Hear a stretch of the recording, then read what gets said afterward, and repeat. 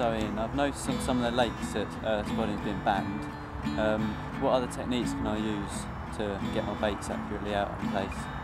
Well, it's quite common nowadays for lakes to ban spodding. I can't say I agree with it, but a rule is a rule and you have to fish within the rules of the lakes.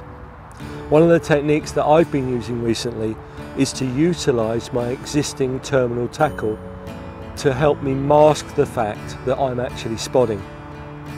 Now this would be a classic rig that I would use in a lot of circumstances where I could get away with a running rig. And it's a very simple 3.5 ounce lead, a modified side clip that's converted to make a running rig, a speed link and my hook length. Now in this particular instance I'm fishing with 15mm I-40 Mistral boilies, and what I want to do is accurately place clusters of boilies out on my chosen spot. Now we can throw them out with a throwing stick, however the seagulls have switched on very quickly to throwing sticks and they'll mop up an awful lot of bait if you're not careful. So the technique I've come up with is to tie clusters of boilies in a PVA bag. Now you could try firing this out with a catapult. It's not very aerodynamic and it won't fly very well. You could simply add a stone to this to give it more mass, which would help it fly, but it's still problematic. The solution I'm going to show you will give you pinpoint accuracy every single time. Now your rig should have been clipped up and marked up to range on your main line, so that every time you cast out you hit the clip and your rig falls in exactly the same spot.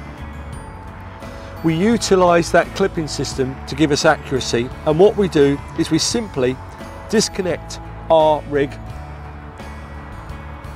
from our terminal tackle and take off our 3.5 ounce lead. This will become apparent in a moment why we do that. We replace the large lead with a lead approximately an ounce lighter, so this one's about 2.5 ounces, and put that back on our rig. We then get ourselves a very large size 6 or size 4 wide gape carp hook, and in the end of it we add another quick link. We connect the two quick links together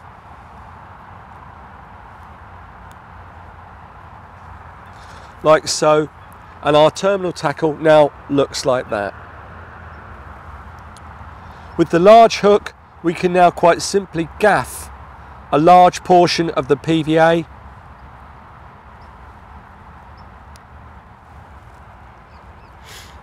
and with the extra weight of the boilies we've compensated for that by having the ounce lighter lead. The two together now weigh the same as your previous lead, so you should be able to achieve the same range. You cast this out as you would a normal rig. As the rig flies out, hits the line clip, you lower the rod down and allow the lead to come to rest on the bottom of the lake. After about a minute, depending on the water temperature, the PVA will have dissolved. You then simply reel in with a big pile of boilies left on the bottom of the lake. Now you can do that as many times as you want, not only with boilies, but you could also do it with pellets, and I can also show you how to do it with hemp, which would normally dissolve the PVA, but we're going to show you some neat tricks to show you how we can tie wet hemp up without it killing the PVA. And this way you are not spodding, you are just baiting your swim up very accurately, but without spodding, and no one will know what you're doing unless they're stood right next to you. So cracking way around that problem.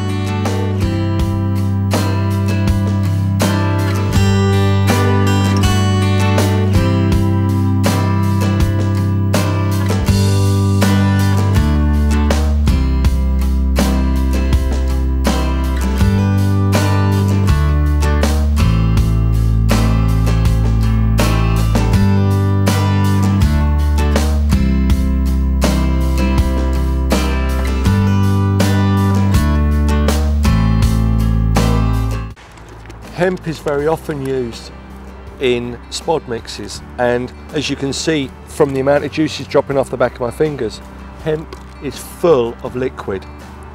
Water in its natural state, natural water, hemp water, will kill PVA.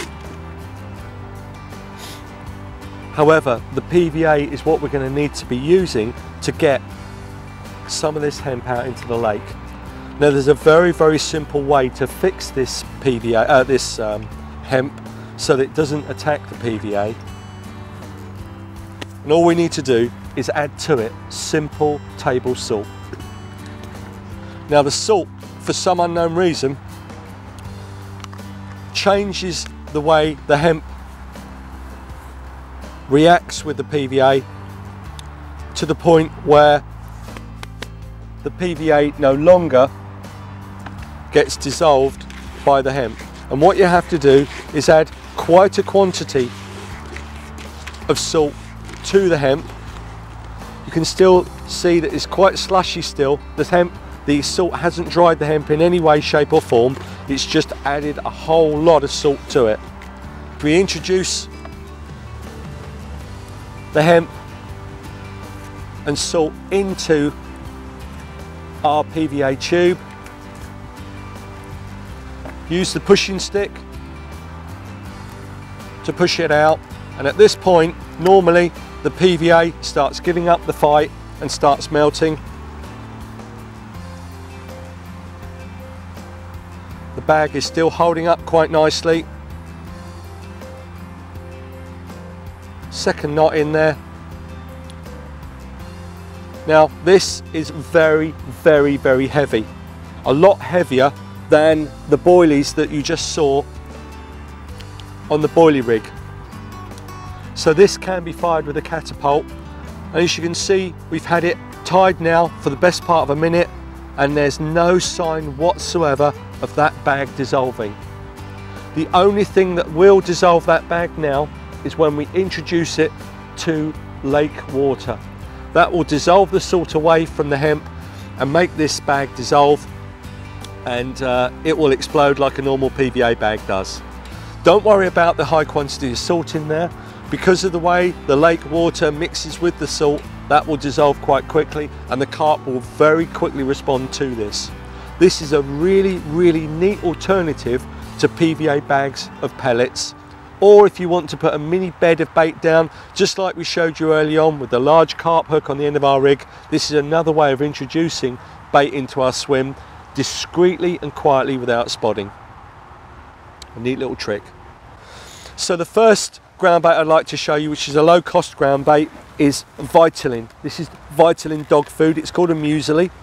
It's full of rolled flakes of maize, rolled flakes of barley, and some brown sugar and other ingredients. This makes this a very effective carp food, and it's very cheap. A large 15 kilo sack of Vitamin will only cost you around £8 to £9. So it's a very effective carp food.